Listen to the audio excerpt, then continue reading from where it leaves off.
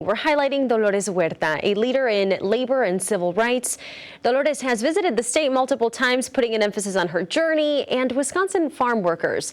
She says this year is when women will have the greatest impact.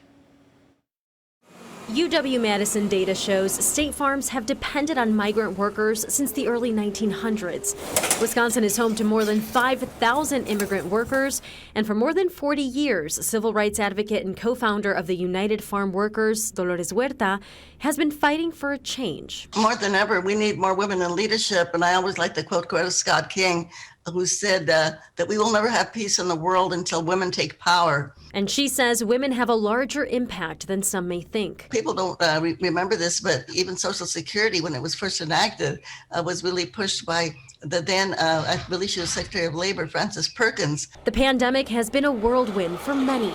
Huerta says there are specific things leading women like Kamala Harris, the first woman and the first Black and South Asian to be vice president, need to focus on. Some of the priorities that we have are, of course, again, going back to making sure that we have a kind of reduce the poverty of the children in our society.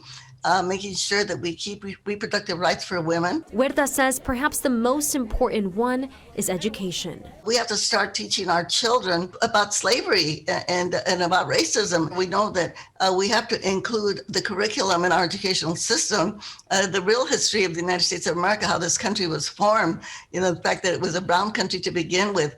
The Native Americans, African Americans, and immigrants were slaves, literally. And it's 2021, Dolores, and we still have yet to access equal rights across the board. I mean, how does that make you feel? It's distressful, but at the same time, it's hopeful because we know that we can't give up, because if we give up, then the changes won't happen.